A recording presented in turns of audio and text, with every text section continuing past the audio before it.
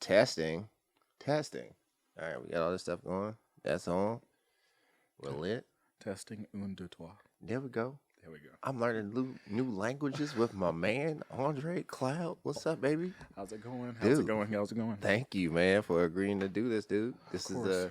I've been wanting to sit down with you for a minute because, I know you like me. We like to talk. We got chit chats every day. Yeah, we got a little chit chats. We have our meetings. Our meetings at breakfast every morning. Over Nothing coffee. crazy. Living our best life. I know, right? In Juneau, because you ain't got no options, dog. Ain't a whole lot. Ain't a whole lot about Juneau. All right, man. For the folks who don't know you, give them a quick brief about you, who you are. All right. So, name's Andre. I'm in the Coast Guard with Steve over here. And originally from Georgia, down south, city called Thomasville, which is right outside Tallahassee. Nothing too big. Grew up there pretty much my entire life. Went off to college for a little bit. Joined the Coast Guard. Been doing this for 10 years. Living the best life. Man, what made you join the Coast Guard? Oof, boy. So I joined the Coast Guard because I wanted out of Georgia. And I've always been a person that's done things that everybody else doesn't do. Yeah. So everybody back home, you see all those recruiting efforts for Army and Air Force and Marine Corps, and everybody's part of the Navy. But I didn't want to be like everybody else. No, I got you. I've always wanted to be like, let me do my own thing. Like, I want to be separate. So when I was in college, a girl I knew, her dad was a pilot for Delta. And he told me that he was in the Coast Guard, and he retired and became a pilot for Delta. So I thought about that one for a little bit. And so I reached out, and next thing you know, hitting up a recruiter in Tallahassee. And a year later, off to Cape May in January. There you go. Oh, January 2011. Going from North Florida down to Cape May, which wasn't cute. In January, where the weather is awesome in that part of It's a the great country. time. Great time in Jersey. But no, it was good. For what it was, it was a good move, I think, for me as a person growing up, because I see how people back home are, and I'm not knocking a lot of people back home because they love it, staying home and all this kind of stuff. Yeah. But I feel like there's a lot more to the world than just that part of Georgia. And I think if I would have stayed there, I would have been stuck running like an 8 to 5, Monday through Friday. Yeah. Nothing crazy, not adventuring, not being able to see stuff. Yeah. So that was the main reason why. And plus the Coast Guard. My bad. My bad. Oh, great tri-tip trying to call me right now. Nobody likes a tri-tip. But no, and plus the Coast Guard, we're always stationed by water. I'd rather be stationed by water than be stationed, in San Antonio, Texas, or in North Dakota. Oh yeah, I remember like all my friends who were like, yeah, man, the Army, blah blah blah blah blah, the Air Force, you get to see stuff and this that and the other, and I'm like, oh yeah, man, but Coast Guard, I'm guaranteed to be on somebody's ocean, somebody's lake, river, something, And I remember my buddy, he was like, yeah, man, I'm gonna see some wild stuff, and he was from North Carolina, and we were in college, North Carolina, and one of the guys, my buddy Jason, I'm still cool with. He ended up getting stationed in Germany. Had a great time, saw the world, did it. And my other homeboy got stationed in Georgia. It's like how's the view of the world from Georgia? Run away. So he was probably what? He was Air Force, Army. So he was probably what, in Columbus? Yeah, because that's where they all end up going. Yep. Columbus, and then there's Fort Sumter on the other side of the state. And then, Fort Stewart in outside Savannah, and then, of course, Air Force. And I was like, you know what? That's a high chance we come back to Georgia or being in the South. Not about it. Yeah. Let me go someplace else. No, I don't blame you, man. Let's just do better. Let's just do better. Yeah. And I feel that, too, because, like, Southern Maryland, Calvert County, Chuck County, St. Mary's, it's like same thing, and all the Navy kids, see, when they get stationed there, just called, I didn't realize it was a thing because I didn't interact with them jokers too much, especially on the St. Mary's side. They kept calling them Smibs. I'm like, what the fuck is a Smibs? Like Southern Maryland inbreds. And I was like, boy. Oh my God. And then as an adult, I went back and I'm like trying to look at it from like their perspective, like, oh yeah, I'm stationed here in Southern Maryland. It's like, oh yeah, I get it. It is a lot of the equivalent of basically for an Alaskan equivalent, a bunch of extra toughs in Walmart walking around, or just a lot of girls with and guys with ratty sweatpants that the back is worn out, and flip flops and the tank top with that Walmart look. that Walmart people Walmart of Walmart. Remember that was the thing. People of Walmart. That's a look for you. And no, and I totally get that one too, because again, the region where I'm from, if you're in the Navy, a lot of people went to Jacksonville. That's only 2 hours away. So it's not like you're going far away from home. Or you went to Pensacola, which is, again, 2 hours west where I'm from. Yeah. If you're in the Air Force, there's an Air Force base, 45 minutes from my hometown. Yeah. And then there's 2 hours up the road. It's kind of like, I need to get away from the States. See a little bit more. I mean, the U.S. is huge. I don't want to be stationed in some place where it's just, I don't get the opportunity to Tri-tip. Tri-tip. You called me now. Oh, boy. Not the tri-tip. But yeah. Yo, y'all don't know about the good Mr. Tri-Tip. Oh boy. Oh, Gregorus Tyrannus. Oh, Tri. Y'all don't have the pleasure of knowing this gentleman, but yeah, he's a wild boy. Oh, yeah, he's wild. Baby Tri-Tips. Baby Tri-Tip. But yeah. Man. Well, I'm glad to know you, man. You know, Coast Guard has brought me in contact with some really interesting folks. So I'm always appreciative of, just the opportunities and stuff. And, and I think that's one of the good things about the Coast Guard. It's, you meet so many people from so many different walks of life. Yep. And then, finding people who are just stellar across your career, and you're still friends with them to this day. Like, I've met people who I'm still friends with that I knew from when I was my first duty station in Boston. Like, that was a decade ago. And you're like, I talk to those people more than I do talk to people from my hometown. Yeah. So it's kind of like you meet amazing people that you may come across again randomly, or see in an email, because we get those. Oh, yeah. Half the Coast Guard's CC'd on the CC line. It's like, hey, you see this? And then their response like, stop replying to all. He's just like, bruh. Oh yeah, Tri-Tip just text. Oh, all right. Let's make sure Greg's good before he started sending out smoke signals and SOSs. So something that popped up recently was the conversation with that F22 pilot, and that was interesting to see, because it was just like, man, like I can relate to a lot of these experiences, and I know you can, because we've had.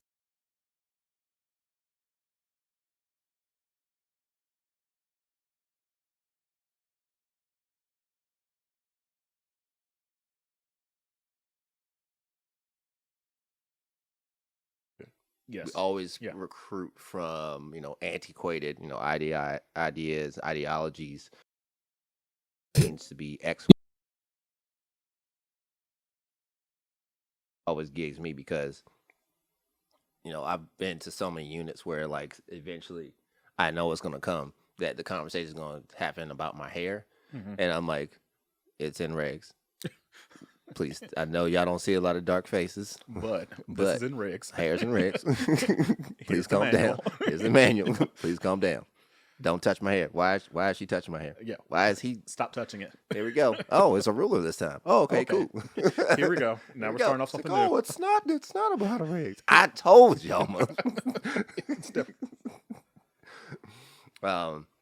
Shit, I wanted to play. Let me play like a bit of this, because I know some folks might not even know what we're referring to. So let me get this queued up so folks can understand what we're talking about. Okay.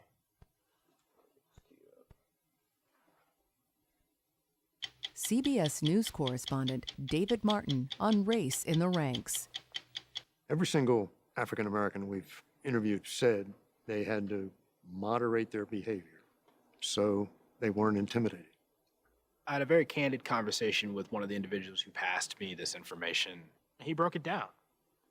You're big, you're black, with a deep voice. You're intimidating. And if you want to move on, you have to do something about it. This week on 60 Minutes, we reported on racial bias in the military. From the rank and file to officers, African Americans in the Air Force say they are treated differently than their white counterparts.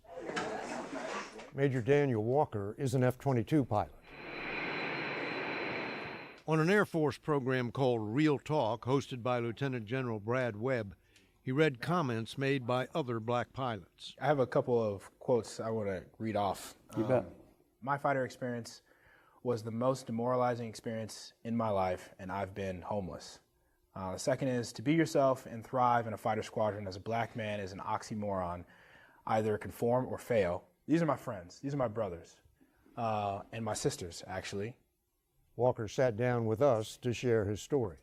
This story is not uncommon. I could very easily attribute this interaction to that action on my part. But when you compare stories from people you've never met, and they're almost identical, down to the individual and down to the comment, you start to realize these are not singular events in one person's life. Walker grew up in Dallas. His family told stories of his great uncle, Norman Scales, a Tuskegee airman who earned a Distinguished Flying Cross for combat missions during World War II. At 6 years old, to have your dad's uncle be a Tuskegee airman and see the movies and hear about Uncle Scales, he's got a street named after him in Austin. Your family can't help but talk about him. And when I was born and they saw things in me, I felt at a very early age those hopes start to transition to my shoulders. He flew fighters and he changed the trajectory of my family's history. So that's what I'm gonna do. Determined to follow in those footsteps, Walker went to the Air Force Academy and from there, But he's smooth, ain't pilot training. Have you been told what to expect at flight school? Unfortunately, yes. We've had alumni come back, black pilots who'd gone through pilot training. The story was, you're going to go, they're going to treat you poorly. When you wash out, they're probably not gonna keep you in the Air Force. So if you go, don't go trying to fly fighters. But in the grand scheme of things, probably don't go. How did that play in your decision about whether to go? Well, in my mind, I have to prove it can be done and then prove it can be repeatable. Walker excelled at flight school and earned a coveted assignment to fly the Air Force's top-of-the-line F-22 stealth fighter. So you go to F-22 school. All right, let's Yes, stop sir. right there. 'Cause it's like What was 11 that minutes long. It was a blast. No, It was the I mean, he goes on to talk about, that whole experience and how, that first quote he said, it was just like, you're big, you're black, and you're intimidating. So then he just starts to be like very quiet and reserved. Mm-hmm. And then it's like the conversation becomes, oh, he's really quiet. He probably thinks that he's better than all of us. And then he like tries to morph into another thing. And at first he's like, oh, this is a me thing. This is a personality issue. Like, maybe I'm just like, I should like try and fix it. So then he goes to the next unit or whatever. And it's like the same conversation, but like slightly different. And it's like, all right, hold up. Hold up. Wait a minute. And I think what he said towards the end of the video before he cut it off was, it's like we're trying to prove. Yeah. It's like that's a thing that I've noticed that we always have to prove that we're worth being in that same room. Mm-hmm. You hear people say we just want to be able to have a seat at the table. Yeah. But it's like being and I can't speak of all black folks in the military. Yeah. But we do feel like we have to do a lot more to be able to at least get into that room. Right. But we still don't get to sit at the table. We're still staying in the corner. Right. And I think that's something that we have to work at as a nation, but we haven't got there yet. So we shall see what occurs in the near future on that. Yeah. And I feel like, a lot of female counterparts in the military or in any like big organization, I have friends that work at like Amazon or, whatever, Tesla, and they have these sayings like, oh, they think because I'm a woman that I don't know what I'm doing, but obviously I'm here. Like, I'm not some like box that they needed to check, like, oh, we needed a woman. It's like, well, they didn't hire me to fail. So they know exactly what they're doing. And they're just stuffing my bank account with hundreds of thousands of dollars every year just to say like, hey, we have a woman. And I think We have one. We have one. We have one. And I think that's what a lot of folks end up getting caught up in, like, especially if they don't understand or they're not really interacting. It's just like they really think that for whatever reason, that some people are just there because of X. And I know there's quotas and whatever, or organizations try to like make sure they do like recruiting efforts to like, oh, we do want more women, but that speaks to diversity of not just like, you know, the physical whatever. I think it's a diversity of thought, and that's where, you know, you get kind of the best leaders, because, you know, you keep getting the same people from the same, you know, neighborhoods, the same parts of the country, and they just kind of all have the same mentality when it comes to looking at a problem. And, you know, for us, what we do is like, you got to be flexible. You got to, you know, you're going to be handed challenges, and you have to kind of come up with these solutions that can save lives sometimes. And maybe that takes somebody who's from a different part of the country, a different part of the world. That's why we have like people that's why we recruit to have people who speak different languages in certain parts of the country, so that we can like interact with those communities, so we can have those. Absolutely, because, you know, we can't be a homogenized society, because that does nothing. Especially in the United States of America, we're so vast of a country, but yet Americans themselves don't want to conform to the fact that other ethnic groups are in this country. Yeah. We don't all see the same. We don't believe the same. We don't praise the same. We don't do a lot of things the same, but at the end of the day, we're also American. Yeah. But we have a problem getting to that point. And I think that's a huge thing that I think the younger generations are going to be able to tackle a lot easier than some of the older generations, because they've always grown up. Gosh, I was Southern. So Southern. And I wasn't even like, I didn't even stutter when you said it. I was like, yep. Feels right. My Southern hands. I was like, it's that Georgia sliding through. But it's that whole group have grown up with this whole very multicultural idea. Yeah. And even though I'm a millennial, we're kind of that mix. I feel like the millennials we're partially there. We're like 50-50. We're in the middle. We have some who just don't want to deal with minorities and everybody else anyway. Right. But then you have one side that's like, yeah, whatever, they're normal people. Like, why bother? Like, there's no big deal. Like, it is what it is. Yeah. So I think until we get to that point, I think it's going to be hard for a lot of things to change. Yeah. And especially in the military. And i.e., we're both in the Coast Guard, but I feel like when you say about recruiting, the Coast Guard to me, I've said before, is like a yacht club. It's literally a country club. You only find really a lot of Coast Guard recruiting that was done in these beach communities, or in just nicer parts of town. And, you know, I think of my recruiting offices in Tallahassee, which is not there anymore, but it was in the southern part of Tallahassee near a huge planned development neighborhood, Southwood, which is, you know, like a posh little whatever. And you think, well, that's all you're recruiting. So I never heard the Coast Guard Academy until I was already at my first unit, because he never brought this up. But then I hear other, especially on the little, you know, white members that join, they heard about the Coast Guard Academy, things like this, I never heard of this stuff before until I was already in. Yeah. And then when I first tried applying, I was 20, so I was still within.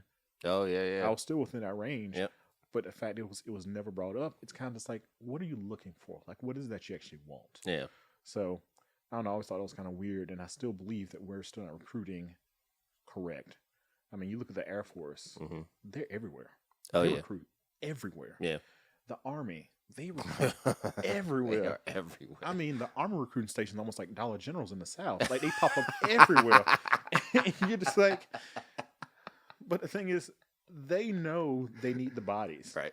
They know the visibility they're putting themselves out there for. They're going to get more people being saying like, hey, this is an option. But when you're not putting yourself out there, you're not getting those options. You're just getting from within. And that's a problem, because you start seeing these legacy children being in the Coast Guard. And if anybody knows how legacy works, that really is going to affect their career, because, oh, well, your dad was this senior chief, your dad was this captain, or your dad was this admiral. Yeah. And then they get treated differently because of who's in their back pocket. Yeah. And I think that's where we need to start pumping in some fresh blood into the mix, because, you know, you got to conform to the United States. And I think that's one thing about the Coast Guard, because we're only in the United States, really. But if you don't have people looking like the demographic of the United States, how is it that you can trust members of the Coast Guard in certain locations? Yeah. Place like, Puerto Rico, place like Guam. Yep. Like yep. if you don't Guam, have, yep. if you don't have people from, if you don't have Puerto Ricans out on these boats in Puerto Rico, or you might really speaks, well, you always have Spanish speaking people, but if you don't have that Right. group, it's like a weird look. Yeah. It's like you go to Louisiana, you kind of probably want somebody who's from the South Yeah. there. Oh.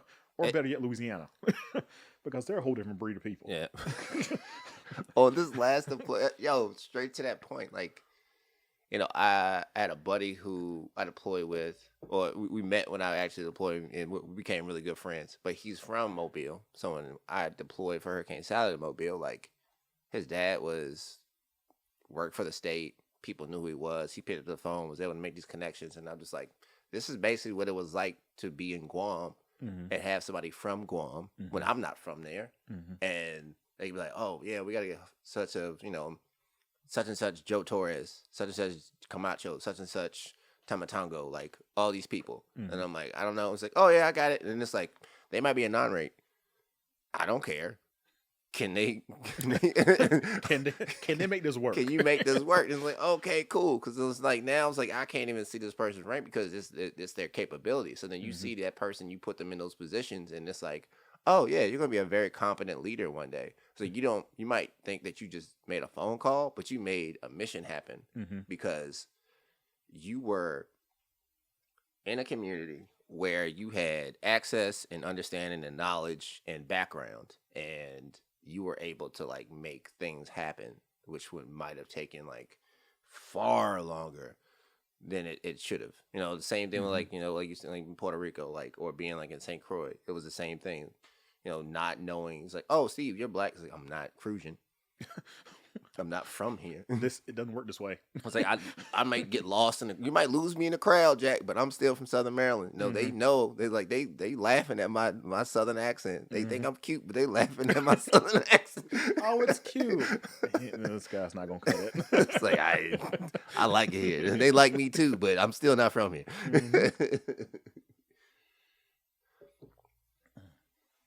I mean, and I wish that you could have conversations, and I think the Coast Guard is doing a really good job. I think the military now in the whole is just feeling like, oh, this is a problem. Like, oh, and it's a big problem, and I think it really didn't really come to light until last year. I think 2020 was the year for a lot of things. Yeah. Besides COVID-19, 2020 was the year that the states really had to come to a reckoning with racial issues. And I think from that, we have moved more forward. And then now the fact that you have somebody, General Austin, who's leading DOD as this black man, and another shout out to my hometown. General Austin's from my hometown, Thomasville, Georgia. No big deal. We're going to keep that moving. But it's... I need to drop a clue bomb on this. But you got to have people in leadership to make things happen. And as much people want to deny, to say things like this do not occur, they 100% do occur. Yeah. But it's just the fact that they just don't want to acknowledge the situation. Yeah. And I think that's another big problem too. Yeah. If you don't have the leadership that's going to really acknowledge anything, then what's the point? Right. And that's the leadership that ends up having these toxic, environments, and then you just see like how much people start to get in trouble. You see how crazy they get out on the weekends. Why? Because the morale sucks at work. Yeah. And I mean that's anywhere. That's high schools. That's hospitals. That's anywhere. It's like if the morale is crap at work, then you're not gonna get these people. They're gonna leave. They're not gonna. Like, oh, why are women leaving? Oh, why is it hard for us to maintain minorities? And they're not gonna want to stay in because it's kind of like, why would you do it? Yeah. And looking and thinking of all the people I know that have left the Coast Guard after the first unit, they dealt with it because they had a very crappy first couple of units. Yeah. Because they never really felt at home in an organization. Yeah. So again, why would I stay in some place I don't feel comfortable or heard in? Yeah.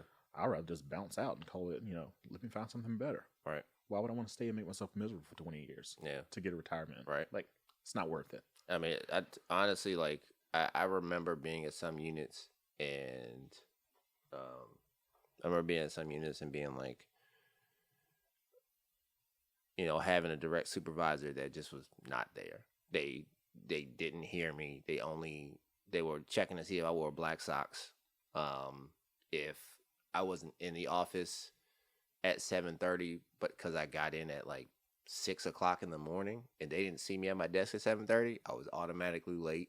Mm-hmm. They wanted to write me up, and I had to, rely on people from other shops to like vouch for me. And it was just like, yo, how are you treating like? And I think about that now, like, knowing that I'm gonna be in a different position in leadership roles in the future, and I'm like, I would never be like that for my people. Oh, never. Absolutely.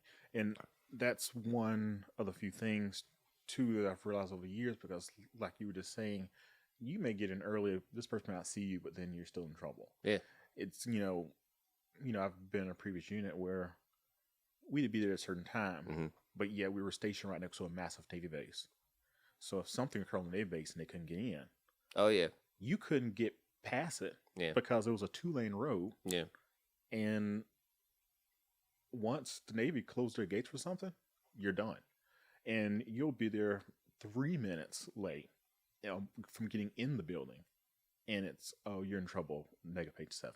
Or why are you late? I'm like, bro, it's 3 minutes. Right. And there'll be an officer about behind us. Man, they out here always doing some work on the gate. Like, I didn't even get in until like 15 after. And I'm like, here comes Chief 20 minutes later. We're like, I've been in traffic for 45 minutes. I was like, what happened at the gate? Like, there's a 2-mile line to try to get into the base. And that's that stuff happens all the time. Yeah. And that's the stuff that kills me, because it's always like this very weird. It's almost like, it's like I don't know. Like, I experienced people who were able to do a lot more, but then if you even did something slightly towards it, it wasn't gonna work. Yeah. Like, I know people I work with somebody who would leave work early because they're going to the gym, but yet they're on Instagram at the bar. I'm just like, come on. Like, if I even got caught or even thought about doing something like that, how much trouble I'd be into. But this person left all the time and would show up late because they're like, oh, the traffic. And it was always fine for them. It was always fine for them.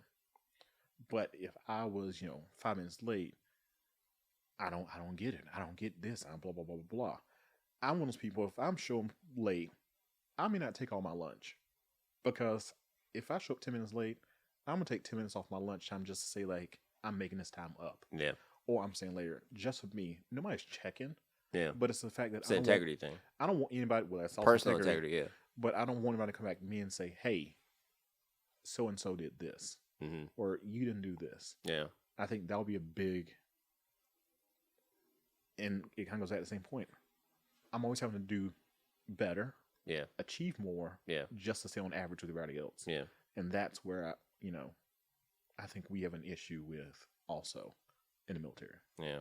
I mean, yeah, because some folks, they just, they're able to exist in the ecosystem, but it's the rules don't always apply to them in some way, shape, or form.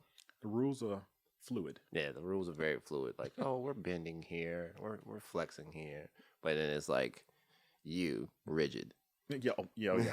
No bend at all. At all, no. like you were supposed to be here now and leave here and do this. And it's, I even had one unit, we had an hour-long lunch. And sometimes we'll get back 15 minutes earlier. Yep. Sometimes we'll get back right on time. Some days it'll be, 2-3 minutes after time because our parking lot was across the street from the building. So you had to walk across the highway to get into our building. Yeah. Through a gate. Yeah. Into the building. And me and some other people I work with will always get busted for it. But you have one person or a couple other people who do the same thing, and it's like nothing ever occurred. Yeah. And you're like, what is What's this? the deal, right? What is this? I did a lot of helping and did a lot of work. And, for people who are going to hear this and see this that know me, I've always been a person that will help anybody, no matter the unit. Yeah. No matter the unit. This is Because real. the thing is, like, it's one big Coast Guard. Yeah. But being in my job, being in my raid, it's customer service related. Yep. But you have certain members that also sit on communicator, do not disturb all day, won't answer their phone, won't respond to emails. If I even thought about doing that kind of stuff, I would be destroyed as a human being. But these people can just let it slide on by. Yeah. And I'm like, I don't understand how you just let things like that slide. Yeah. Especially when it's your job. Like, how you let things like this just slide for some people when it's your legit job. Yeah. To be available for all your members. But recently, a friend of mine who's actually in Guam right now, he called me. Well, he sent me a message about his unit was not getting back to him about stuff. Looked it up. Was like, hey, boom, this is it. He was like, I have not heard back from this host almost a week. But he was like, you got back to me super quickly. And he's in the stationed in the state, but he's not stationed over here in Juneau. Yeah. But it's like, that didn't take but 5 minutes. Yeah. I mean, he got what he needed, and it took me literally 5 minutes. And these people who I work with, not really work with now, but in the Coast Guard, they don't follow by those same rules, but they get all the benefits from it. Yeah. Being sailor quarter. I mean, I know some people got sailor quarter. I'm like, how'd you even get it? Nobody even likes you. I was like, you can't do your own job. And I was like, you're rude as all get out. Like, you don't care about nobody else. But you do things to just make sure it's seen by the Coast Guard's eye. Yeah. Just to get what you want in life. But nobody else around you likes you. Yeah. Like, how are you sailor quarter? Yeah. If we were on a real boat, you would be right off the side. I mean, let's be real. And that's like that's and like with especially with like the cellular quarter stuff, like, and you see that stuff like in the Army and the Navy and all the other branches of the Marine Corps, where it's just like, you read the write up and you're like, oh God, like, dude, thank you, thank you for saving everybody, thank you for saving me, dog. You save the whole world, I even know it. Right? Are you like, Clark Kent? What's right. going on? Just be real humble about, like, your accomplishments and your achievements and stuff. And then the other folks is just like, that's it. This it. It's like, oh, but they volunteered and took a bunch of. I was like, oh, okay, so you played the optics game and you had a really good write up. But then you see like some of the other people, the runner ups that just didn't make it, and it's just like, dang, like, really, they really like put in that work. Like, how did this happen? They did it. Yeah. They did it. And it's one of those weird things. Like, I'll just never understand how that functions. To be honest, like, I'm going to continue to do my job. Like, if I never get sailor quarter ever or employer person of the year, it's not going to hurt me. Yeah, I'm still doing my job. I know some of these people who may get it, and they do their jobs, but I know plenty of people who they ain't worth it. They ain't worth it. Unfortunately, it happens. I didn't expect to make the sailor quarter the way I did, but I wasn't aiming for it. It's just like you're doing the job, and then all of a sudden, like, you get recognized for it, and you're like, oh, thanks, I appreciate it. Well, that was like when I got mine back in the summer of 19. I had no idea I was getting it. Yeah, wasn't expecting it at all. Yep. They were just like, hey, we're doing we're doing it all hands, and I'm thinking, okay, well, we did them. Like, this was days pre-COVID. I didn't show up, then all of a sudden, captain calls me up. And I'm like, crap, what do I do now? And then all of a sudden he's like, well, you're our sailor of the quarter for this quarter. I'm like, bruh, like, what? And my thing was like, I did my job. Like, I feel like I don't do anything extra. Yeah. Like, me as a person, I don't feel like I do anything extra. I feel like I just do my job. But reading everything they didn't write up, I'm just like, okay, well, I can see that. It's like, I can see that. I'm like, all right, it's kind of worth it. I was like, well, yeah, I guess I did something. All right, I guess I did something. I showed out this quarter. You're right. I showed out. Deal. I showed out a little bit. I was here. We function. I got it. And that's the thing, man. Like, we often sometimes, and regardless of what the job is, we feel as if like, And I had a conversation with one of my homies about this, and it was like the same concept as God. It's just like, if everything's going right, then people assume you're not doing anything at all. And that's kind of how we interact in our job. It's like, we showed up, we did what we were supposed to do, and then we went home. But then like it's so myopic when we get that view where it's just like, oh, we're just grinding, we're just working, like we're just doing like what we're supposed to do. And then, all of a sudden on the back end it's like, oh, here's your recognition because you did blah. And then you realize like, oh yeah.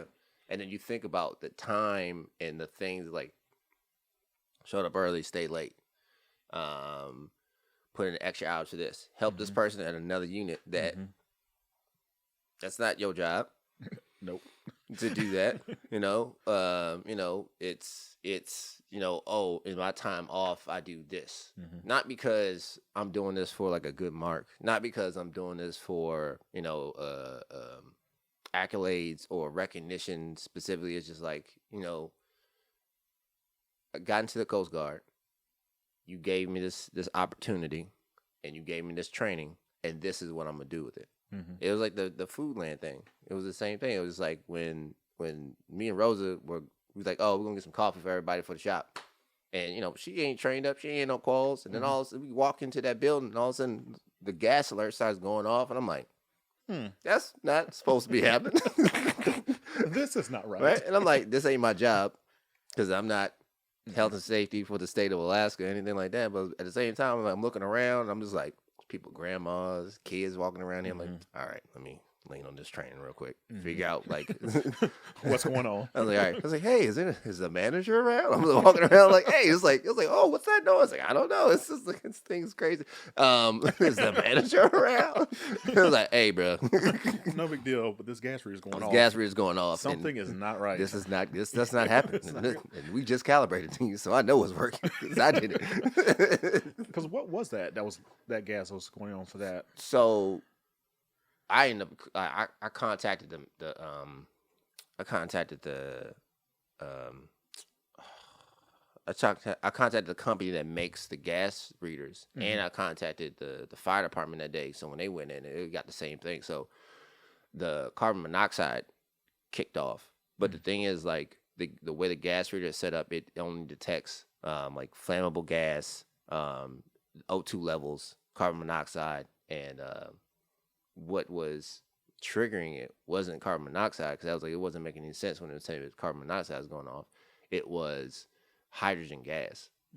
So the batteries that they have to charge their generator or whatever were getting overcharged, and then the gas, the batteries were off gassing hydrogen gas, which is very flammable. Got it. And the reader was like super high, and at that parts per million, it was like, how long has this been overcharging? Because all it needed was a flame source, and that would have been a wrap.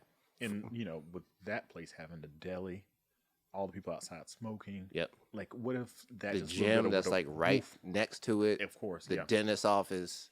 Like it's that something whole... that created a spark. Yeah. And plus, during that time, I think it was the fall. It was going in the fall. Yeah. I think at that time of year. I mean, the fact that people don't know about Alaska, they will throw rocks everywhere for traction. Yeah. So if you got people walking in with these rocks stuck between the extra tufts and hitting something else too, you never know what kind of spark that could also create too in a place like a grocery store that's huge and also connected to the what's next door to that place? Ace Hardware. Yeah. Yeah. What all in Ace Hardware could have actually went like the key, like even like the little machine that's making the keys is like, I know it's integrated machine or whatever, but like, you don't know. And then they have a whole deli and the fryer and all the other stuff that's back there. Like the pilot light. Just so much stuff. Yeah, it's like all these heaters and like all this stuff. Like just needs a heat source. And it's just not even that thing. Because I mean, even next door is a liquor store. Yeah. That's another accelerant. And then it's that the Mexican restaurant just next door to that. Same thing. And there's flames over there too. Like, you could have had that whole block right there lit. Yeah. Not the good lit either. Yeah. The lit. The lit. The lit. But yeah. Yeah. And we do stuff like that. Like not just us, but like, folks just show up with the training and the capabilities, and they just observe something and like, hey, that's off. And they say something and they just go home and go to lunch or whatever, no big deal. And and they don't think about it. And then it's good to be recognized in that sense. Because you did get recognized for that, didn't you? Yeah, they ended up giving me like a letter of commendation for that. Okay. So that was cool. Me and Rosa, because I was like, hey, Rosa was here with me. She's like, I don't know what's going on. And I could see Rosa saying that too. He's like, I thought we were just going to get coffee. And I was like, I was in the moment.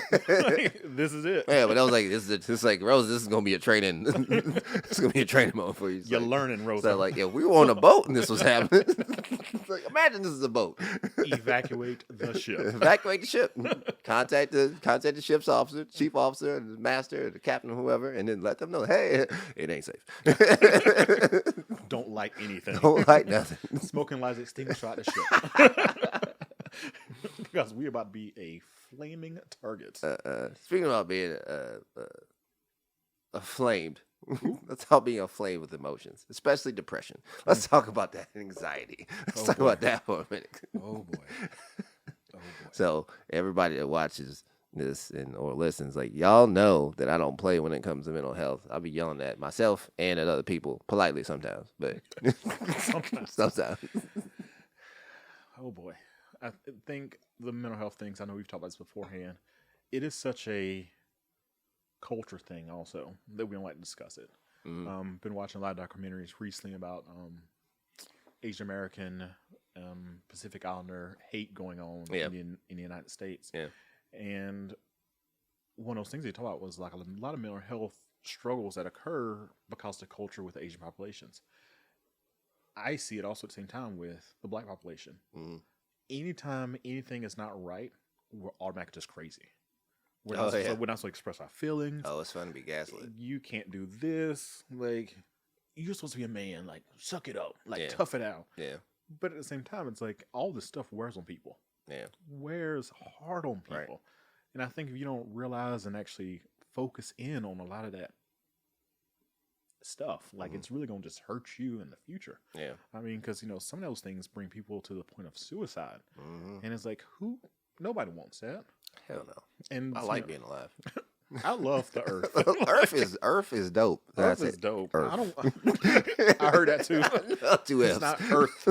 It's Earth. That's the Maryland coming out of me. It's the Earth. It's like Earth is dope. This Southerner. No, but I want to be above the ground for a long time. Yeah. My family owns a funeral home, but I'm not trying to be in the ground at all. But I'm not trying to be a customer anytime soon. I'm not trying to be a customer. Side note, my granddad, just because he owns a funeral home, we all have plots back home. So think about how eerie that fact is. I've had a plot since like a child. Yeah. Like, here's where you will lie. Like, bruh, stop. That's so fatalistic, but I kind of like it because I'm into that dark shit. I like that.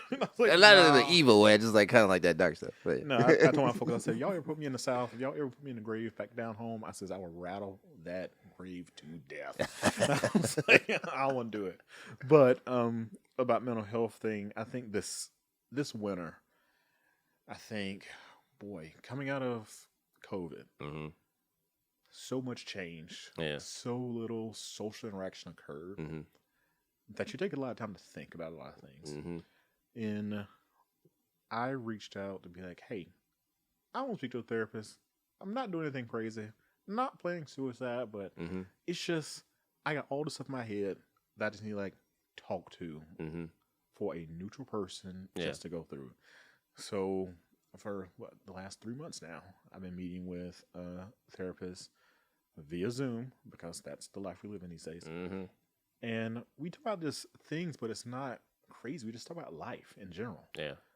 But you realize like how it makes you feel after the fact. Like you just feel so much better as a person.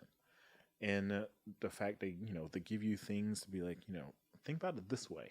Yeah. You'd be like, oh, I never thought about it this way. Yeah. Or this way, or make sure you're sleeping good and make sure you're doing this. And, be outside for at least, 10 minutes in a day. Even just stepping out in that fresh air type thing, enjoying it. And the thing about, wintertime up here, it's, either snowing or raining or very, very cold. Yeah. We have to, get out in nature for a little bit. Yeah. Have a little moment. Because I think if we don't really tap into mental health, that's going to be, it's a silent killer. Yeah. Because it's one we can't see. we never know what's going on in people's heads. Right. But they have all these thoughts. And the fact therapist said you may have some people who are just so happy, living their best lives, but they're the ones who are the most depressed. That is what is scary. Because you think about how many people we work with who could be suffering, but you just don't know. Yeah. And So Alaska has those stats, man. Like there's a lot of people, taking themselves out of the game, man, because the way that they think about the world that's around them, the way they've been thinking about themselves, the way that they think about, their situation, whatever it might be, this temporary situation that they're in, and they just have this real fatalistic like view on it, and it's just they get caught in these loops, these dark loops, and they just can't get themselves out of it. So like, the only remedy they see is just to make that noise stop, man, and that's terrifying. And that was one of the things that therapists talked about was a lot of people have fear of failure, and it didn't make sense. So she talking about it, but you can think about when we had the big financial crisis. Yep. And you saw people in New York jumping out of windows and killing themselves. Yeah. And it's because they didn't want to fail, because they had this. They felt they needed to be,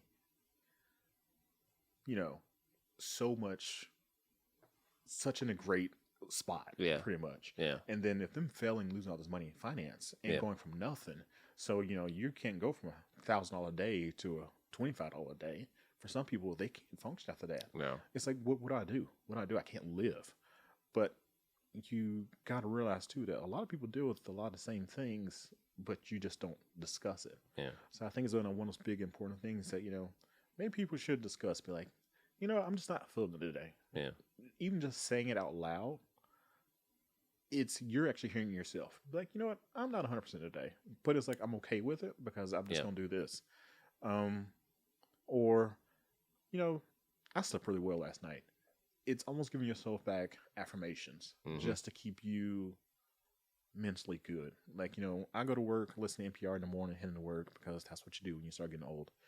I've always listened to NPR. That's I'm always been old. My mom always used to make fun of me. She hit me up the other day, and she was like, she's like, hey, I found these cassette tapes. Cassette tapes, that's how old I am already, right? Bro. Found these cassette tapes of these old school radio shows. That's what I used to listen to. My favorite was yours truly, Johnny Dollar. And it was like this real smooth insurance adjuster, because somehow they just made insurance adjustment sexy in the 50s. So I was like, oh, Johnny Dollar, hey, I'll holler at y'all later, man. My show was on. Catch my radio show. They play it on Sunday, every Sunday. And it was this guy who would just like solve these mysteries. It'd be murders, like people trying to it was the equivalent of like I call it murder porn, like the murder. It was the equivalent. Dead. You ever seen the old girl that does the makeup and she tells it was like that for me. Like it was that. It was just like, oh, this guy, his wife died and you find out he murdered her at the end of the episode, and it's like all this other shit. But yeah. So it's just pretty much like telling a story, but over the radio. Yeah, and then all these actors like classic. I'm going off topic, but yeah, let's go back to it. I got real hype about NPR and being old. No, NPR. Look, NPR is life.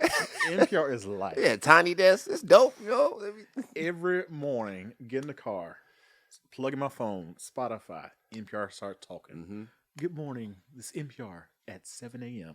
You listen to a little 5-minute spiel, and then next thing you know, you're in the car yelling yeet the whole time because you listen to some rap music going down the highway. Yeah, Somali rappers that live in the Philippines that have started a rap group. It's like, yo, this is lit. Like, yeah, what they doing? Getting LIT. So I go from my news to my Atlanta hip hop, and then into work. Down South Georgia boys with Pastor Troy, followed up by what's her name? Susan Gross. What's the lady that's on NPR? Oh, crap! You shouldn't say something. I know this Suzanne. Is it Suzanne? Hurst? Terry Gross. Terry Gross. Okay, Terry I know Gross. Terry Gross too. There's like 20 people on there. But the SGB represent. Pastor Troy.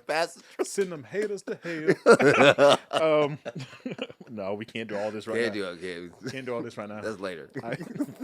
I know people gonna listen to this later on. I can't get too ratchet for these folks. But no, it's like and then also a big thing while I listen to NPR is we live in such a really toxic society right now. Very politically driven, toxic society. Yeah. And you got to stay up on it because for a while, things were changing every day. Yeah, it felt like it was like damage report. Every day you woke up, it was like damage report. You wake up and, being out here, we're behind the East Coast, so pretty much all the news in America happens on the East Coast. So you wake up, you see all this stuff that occurred. You're like, bruh, like, can we take a break? America, pause. Take a moment. Go on vacation. Yeah. Do something. Go see a therapist. Like, the whole country needs to see a therapist. The whole country at the same time. Because things are just going, especially when the Black Lives Matter protest started last year. It was one thing after the next, after the next, after the next. And you're this and you're this. And you're getting, people from the administration saying one thing and then something completely else is playing out on television. And you're just like, you're saying something that's not happening that's on TV. Yeah. We're looking at this right now. Like watching this unfold. Watching live. this unfold, and you're saying, "Oh, it's not a real thing." It's like, "Oh, we need to get more evidence. We shouldn't rush to judgment." That was the one. That's what it's all. And then I remember watching that Ahmaud Arbery murder. Literally murder. Watching that murder go down, and it was just like, folks, popping up, saying like, "Oh, we should wait to see what's happening." Like, bro, I got enough information. Like, we've seen enough. Black people have seen themselves be murdered so much on postcards in the 1900s to now. To know enough about what Black death looks like and when it is warranted and when it is not. Because I'm not one of these people who are just like, every black body needs to be, whatever. Like, yeah, my jokers are out here committing crimes, doing heinous shit, and they deserve punishment. Of course. Period. Period. Done. Don't care. Dead stop. Right. Dead stop. In the conversation, I was like, "Oh, what are you going?" Like, no. That dude deserved to die. That was it. No, he robbed somebody at gunpoint, stole a lady's car, beat up his old lady, and then the cops ran up on him. No, he's good. I wish he would have chosen different in his life, and he probably had a bunch of messed up stuff that happened to him in his life, but this is what he chose to be, and so therefore he's sorry, buddy, you can't play the game anymore. Yeah, but it's we've always been pushed, and I think that's a big thing too. It's like, I think what really got me was I've noticed over years, Black people do anything, we're always thugs. Oh, 100%. And when you say the word thug, it's like it's that automatic connotation. Black folks, and we know it now. So when we hear it, we're like, they black. Or if the cops have killed them from apprehending them, we know they black. End of story. Right. If you say terrorists, we know they're gonna be from the Middle East. Right. Because that's just how we are as Americans. Right. That's the narrative, but we don't think about There's a small organization I don't know if folks have ever heard of called the IRA. I don't know. And them guys were serious. Was not playing, okay? They were. If we had the IRA in the U.S. right now, nobody would know what to do. No. Nobody would know what to do. No. Because they didn't play no games. No. And they were kidnapping politicians, judges. Like, they were basically the cartel of Ireland. They were blowing up members of the royal family. Yeah. They did not care. No. Come after me. Right?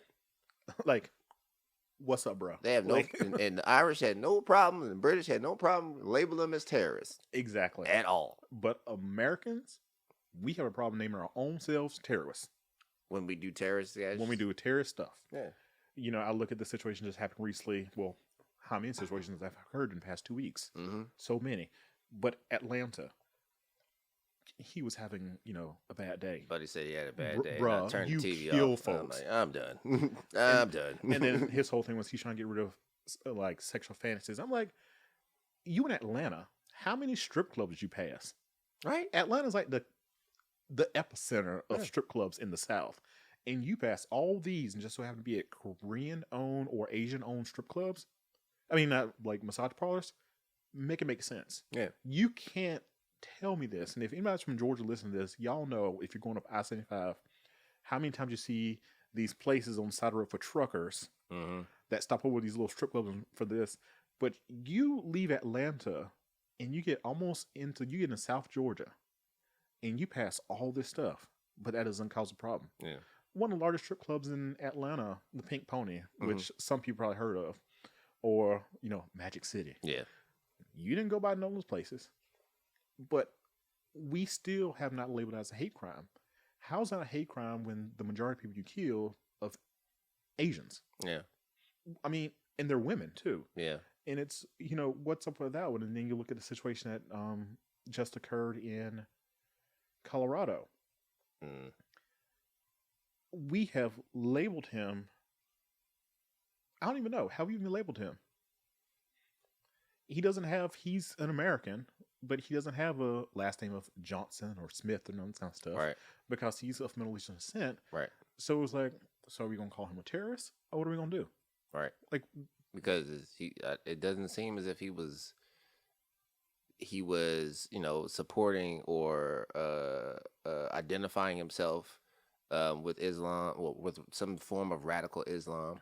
Like that didn't seem like from the social media posts, and we can try to pull it up just to make sure it is correct. Buddy seemed like he was coming from a more conservative background, because I think he was a big Trump guy, honestly. and that's a thing too, which is just, the U.S. is a weird place. I love America, like an American all day. Love it. Love America. But she got some issues. Yeah. she got some issues. I mean, she been through some stuff, so I understand. But at the same time, baby, go see a therapist. Like she a little rough. The whole thing is a little rough.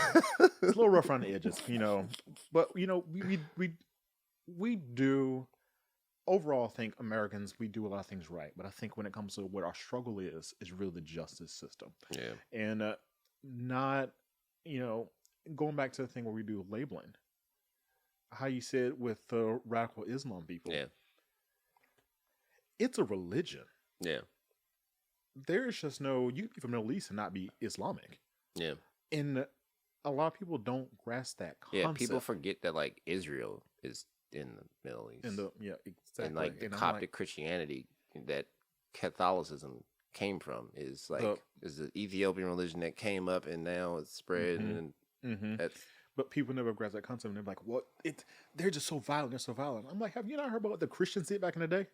The Crusades. The Crusades, the Children's Crusade. That was an interesting time. And let's bring it back more closely. How so closely the Klan was brought into Christianity. Yeah. In the early 1900s. Yeah, exactly. And we use Christianity today to separate, but we don't want to justify and say that's what we do. Yeah. I mean, we're saying, well, you're not this. Big thing, the presidential inauguration. I had people on Facebook saying, well, Joe Biden's Catholic. He's not Christian. What do you mean? What do you mean? What? Yeah. And I can't take those people seriously because they are married to their cousins. I mean, let's call a spade a spade. No, because we can't do that. We can't do that because we can't I have to beat up the liberal racist that to hide behind their blue checks, and because they are just as dangerous, if not more dangerous in some sense. And they are. Yeah, and they are. But it's fun to poke on folks in the South because I see y'all when I go home. Hopefully, gonna see my family. And before people want to throw shade, oh, if you don't hear this accent, I am Southern all day long. Came out the womb whistling Dixie. Do not play with it. We in here. Georgia is in here. The 229.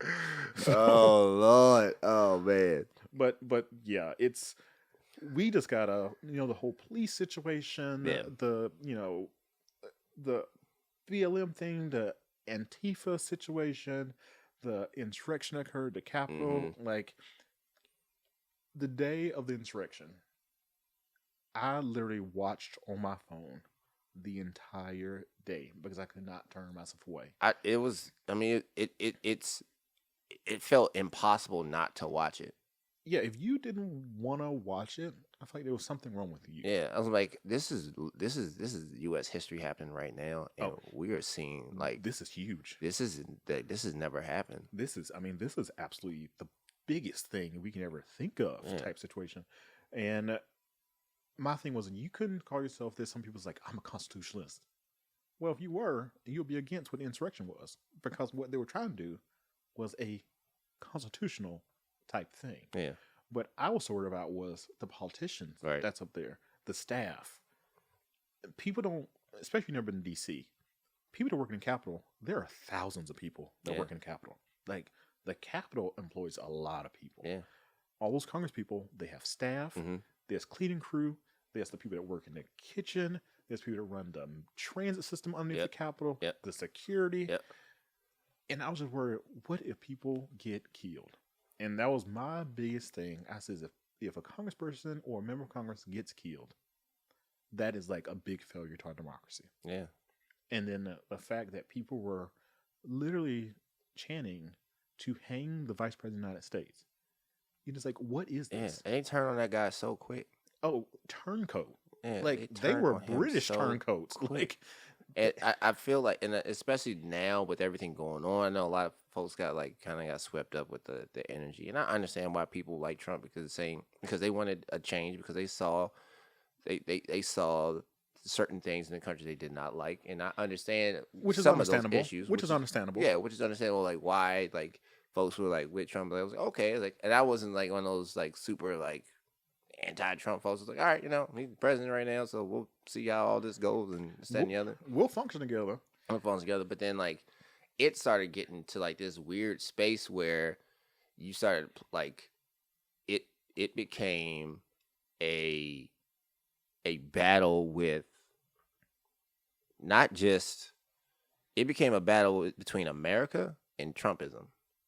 It was like a personality situation. And it was like, people talk about the cult of personality, and it was very real and it's very palpable. And we saw like how that happens. And then we see it like with every president. Like, we get swept up with these ideas, and then they become, we self-identify with them, and all of a sudden it becomes part of our personality. So like when somebody says anything about like we talk about immigration, or we need to we need to update some of these laws, this and the other, and then people start getting they feel like you are personally attacking them. Or if you start talking about ideas regarding taxes or whatever, or if we're talking about I don't know, any number of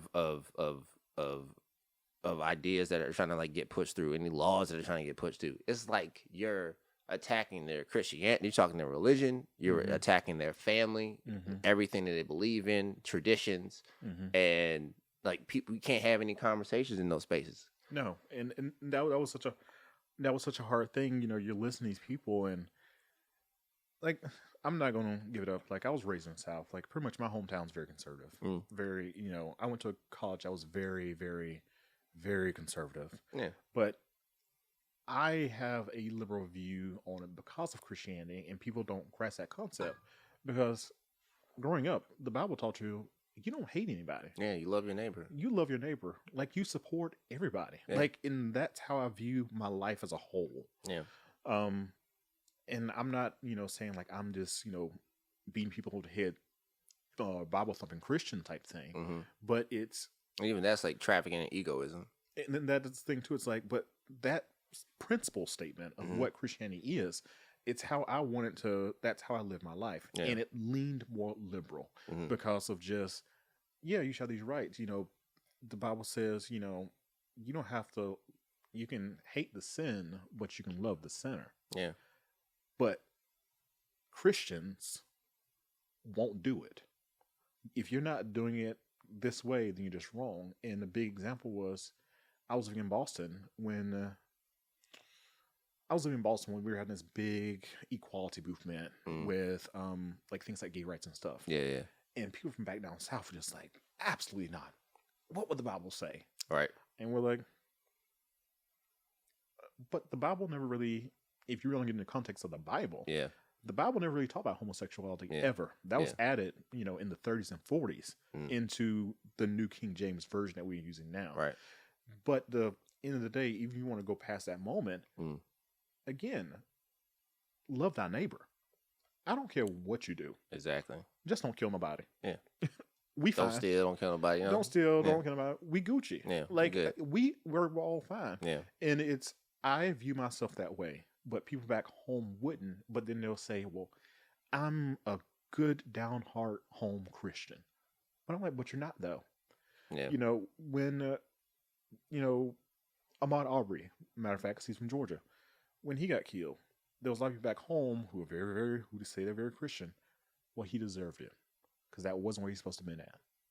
Nobody's deserving to die no matter wherever. He was on government property because I do believe you go on government property, you're not supposed to be Yo. there. You will get yeeted off this earth Yo. and will meet your maker. Swiftly. Won't meet your maker, i.e., don't attack the Capitol. But it's those type things, and that was in Georgia. Yeah. And it stayed so quiet. And the thing too is because Georgia's government is so weird. Even right now with the Voting Rights Act thing that's going on in the state of Georgia that the governor imposed, you got people who are blaming the more, liberal side of the house, saying, well, you just want to show your ID to vote. Newsflash. We've always had to in the state of Georgia. Yeah.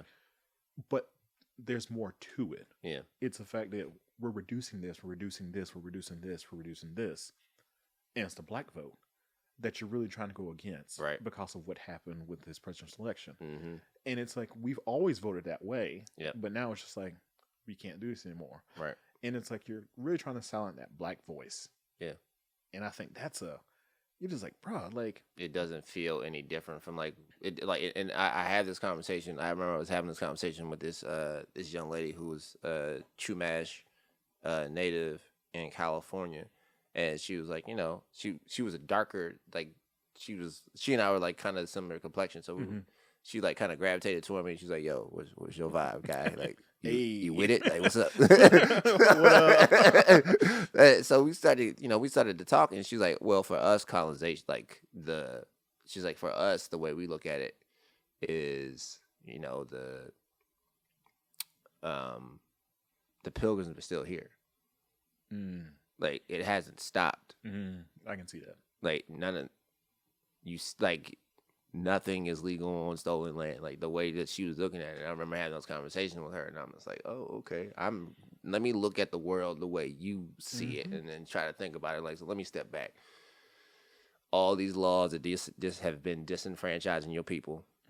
This government is illegitimate from your point of view because it has rolled over y'all in y'all's way, and like you still have to continuously fight to be seen as a human being and to be felt and observed and have your words matter. And it's like, yo, I mean, that's very real. And then for Because black, where's she actually from? yeah, she's a Native American, from California. Oh, okay, gotcha. Yeah. Gotcha. Okay. So, it translates to and I think the natives and African Americans have a similar issue because we're psychologically homeless here, and her land is stolen, and she's where she's from, but it ain't hers no more. But Exactly. it is. But it still is. But it is. And that, what you just said, it makes so much sense. All our minorities, pretty much in the United States, we all understand each other in certain levels.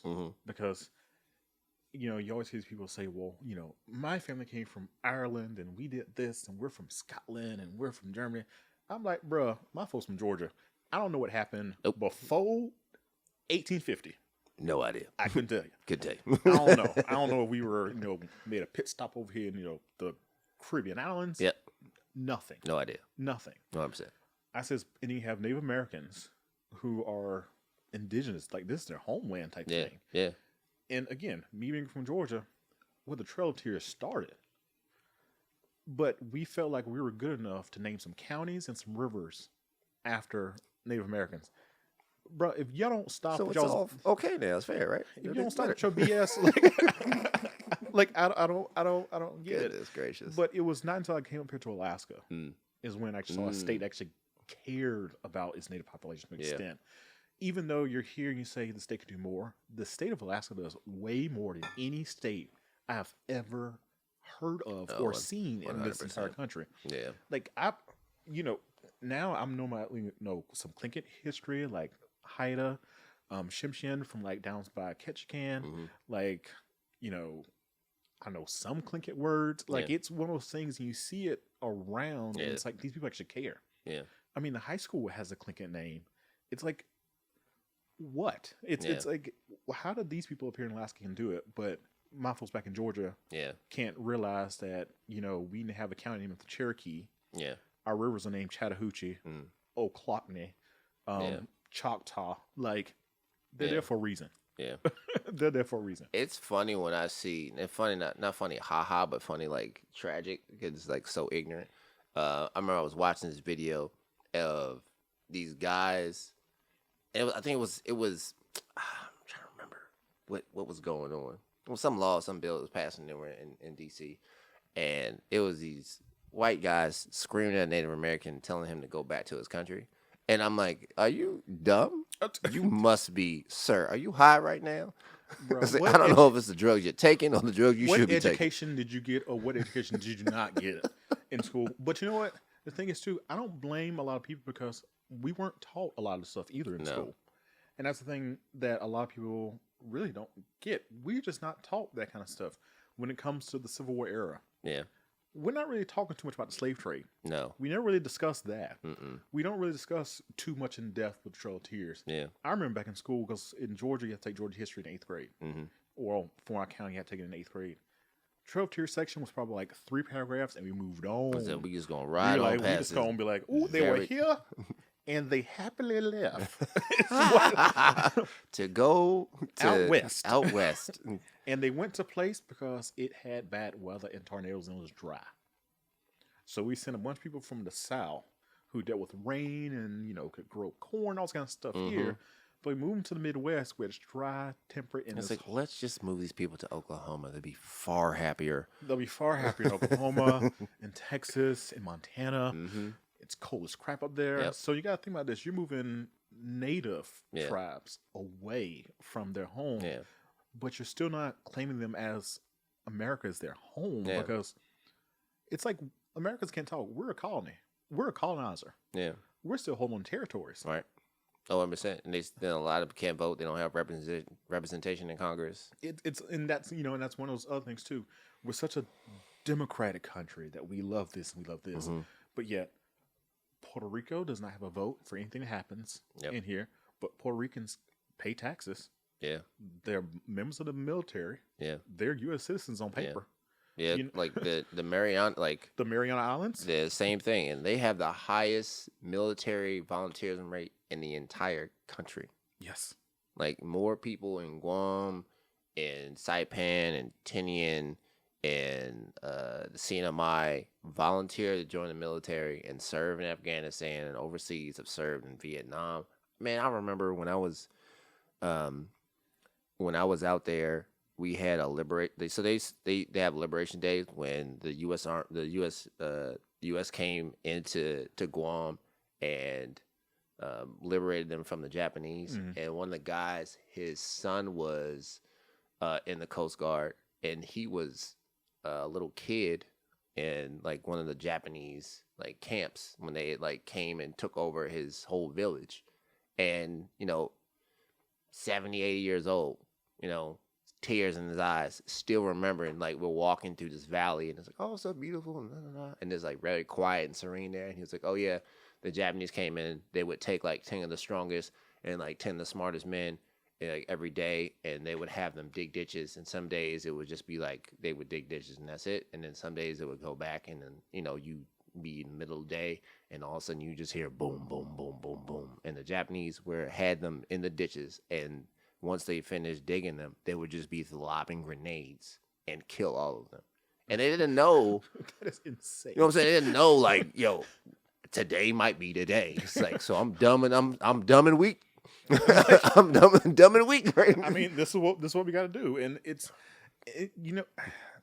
those type things really bother me. I think as I've gotten older, because things change immensely as you get older. Like I look at Hawaii. Yeah. They had their own kingdom. Yeah. They had their own royal family. Mm-hmm. They were their own empire. Yep. And then a sweet old people decided to go over and colonize. I was like, well. And we told Queen Liliuokalani, you are off to jail because this ain't yours no more. And now we have a problem because now even Native Hawaiians can't afford to live in their own land because of that's the new move. Yeah, it's like now you have Native Hawaiians moving to like Nevada. Because why? They can't afford to live in Hawaii because now you have all the rich people buying all this land and taking land away from the natives. That's the new manifest destiny. That's the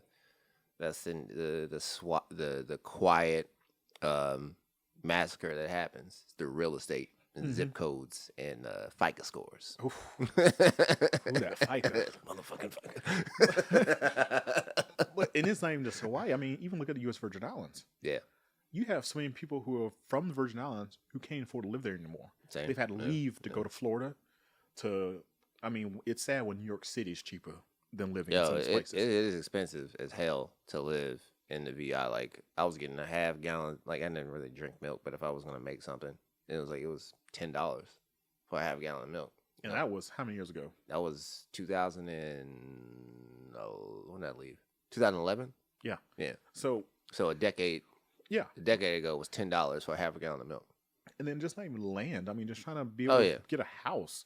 I mean, I've looked at real estate just to see like how much these people, cost. And you see these shows like Caribbean Living where they come and buy a place for like $1 million. Yeah. And you're just like, these folks out there are struggling. And especially when we saw the hurricanes and how how response the U.S. did not give to people who pay money into our country.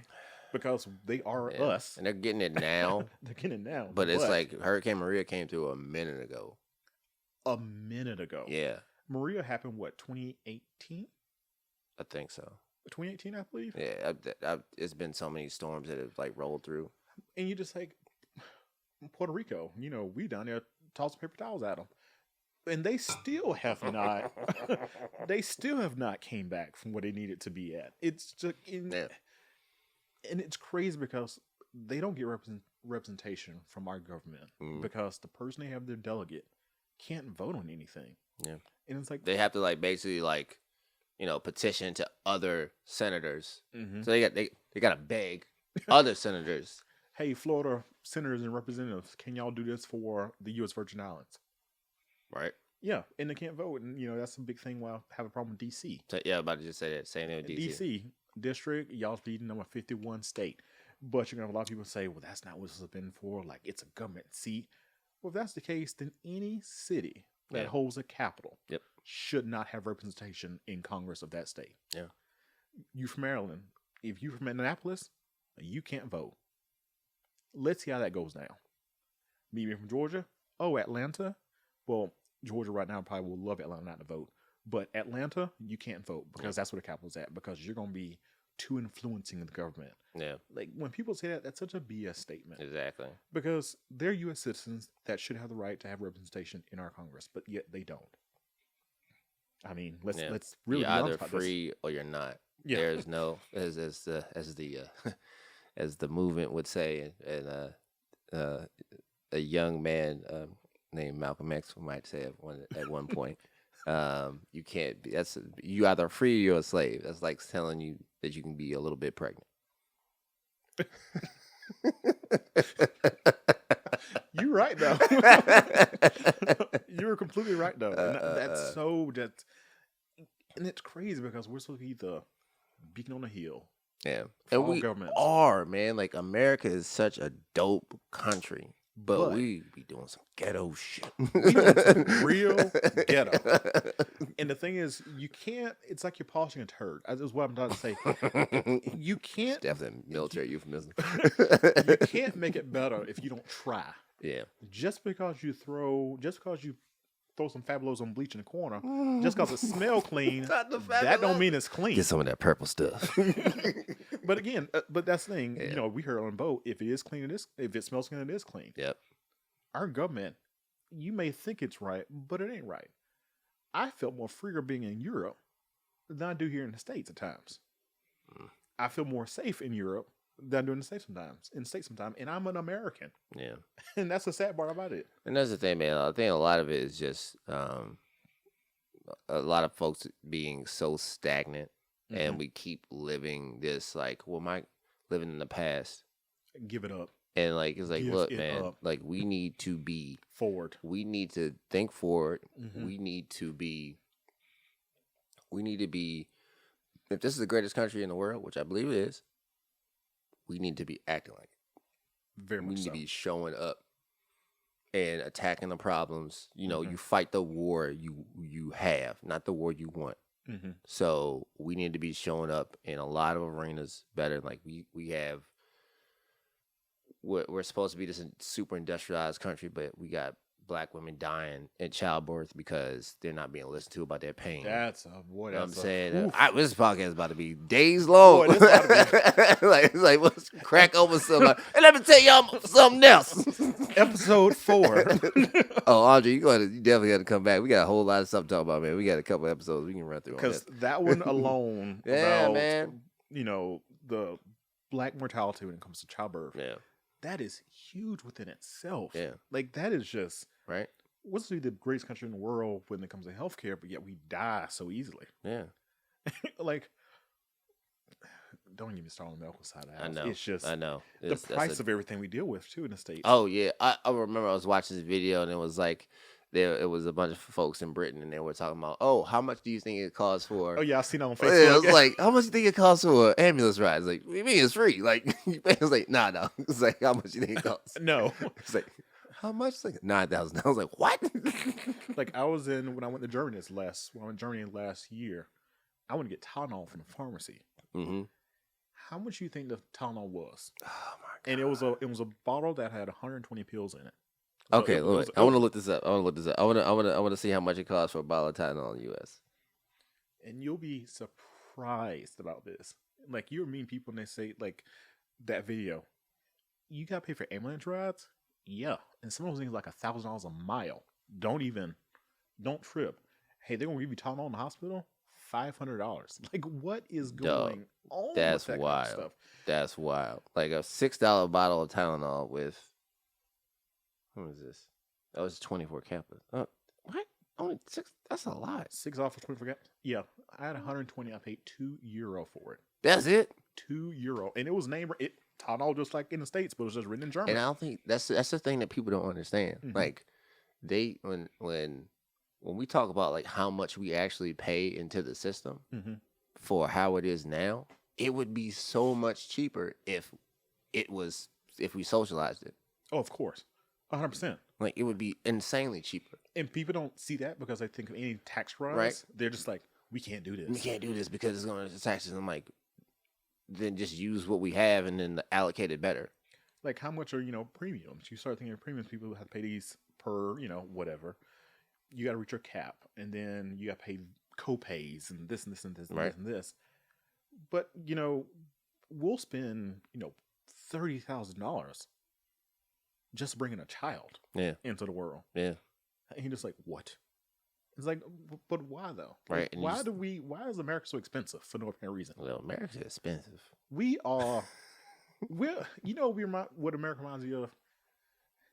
Somebody that ain't got nothing, but they ride around town with a Gucci belt and a brand new car. A little ghetto. We struggling. A little ghetto. We're struggling, but we appear to everybody else that we're doing absolutely amazing. But on the inside, we are suffering. Yeah. We are suffering, especially when it comes to healthcare. Man, look, I didn't know it was going to take this route, but I am glad it did. Because now I'm just like, me and my man got to talk about a bunch of stuff. So we're gonna do another show next month. Shoot, We can talk about anything. I'm ready, man. Yeah, we'll get into some other stuff. I'm out. Before we started, I had my whole my reading book list right here. And we didn't touch on We don't none touch of none that. Yeah. For all y'all's out here, if y'all want to, especially with things going on right now, I know it's kind of divisive, but I don't think that we can have active terrorist groups in this country and then tell black folks to disarm themselves. It doesn't make sense to me. It does not make sense to me. I'm just saying. I'm not saying. I'm just saying. Ooh. I know, and yeah. So we're gonna leave that off that for the next couple of shows that are coming through. I would say folks to read up on Robert F. Williams and Charles E. Cobb Jr. and going from that. But until next time, this man right here, Mr. Cloud. Hey. Thank you so much for coming on, man, and yeah, I'm looking forward to the next one because it's gonna be fun. Oh, we got some chats. Oh yeah, Let's definitely. do them. Let's do this. All right, until next time. Nice show.